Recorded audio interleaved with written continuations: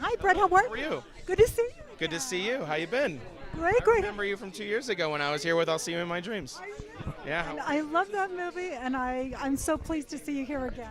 I'm very, very happy to be back. Coming back to Sundance is a dream. Okay, so you know what? It's interesting because, and I don't know if this is going to embarrass you, but everybody here absolutely loves you. Everybody you work with. So how does that, when you hear that, what does that do to you? It's job security.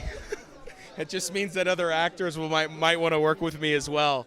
I'm a big believer in the magic of movies really comes from the performances, and it comes from these wonderful, essentially, lack of a better word, movie stars who I think we can all connect to and all want to watch on that screen. They're the ones that really put themselves out there. I'm the conductor, but they're the players.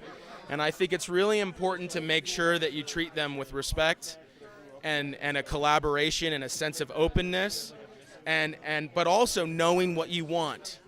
You have to do both. You have to be open, but you also have to say, but this is how I see it. And hopefully they all responded well to that and enjoyed the process, because I do consider myself an actor's director, someone who puts them first and puts performance above all else. And that's interesting that you said that, because that's exactly what Keith said, is that you can make a decision and that you're decisive, you know what you want. You have to be when you're making a film. You know, we're not all so lucky to do $100 million movies that can shoot for 6 months. When you've got to make a movie, in much less time than that, you've got to be decisive. You can't waste people's time. And it also keeps a very positive energy on set, where everyone is moving forward and feeling good and feeling like they're accomplishing something every day. The crew feels good, the cast feels good, I feel good. So even if you're making the wrong decision, sometimes you just got to keep moving forward, and you can fix it in editing. Post, right? Yeah, that's right. So what do you have next?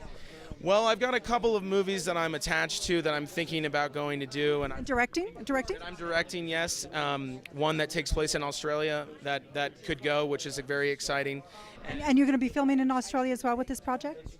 Yeah, it would take place in Australia. Yeah, if that happens, that would be it. That's on the table. I also have something else that I've written that Mark and I wrote, who wrote I'll See You in My Dreams and The Hero. Yeah, so we've written something else that might go as well. So you have to keep a lot of pies in the oven, as they say. You got to see which one's going to be ready first.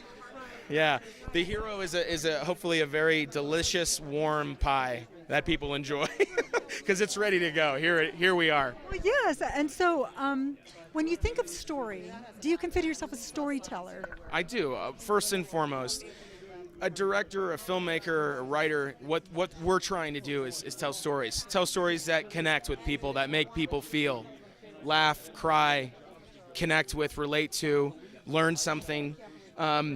There's so many things that you can do with a film. That's the beauty of it. It's the beauty of storytelling, and it uses every element, from writing to cinematography to production design.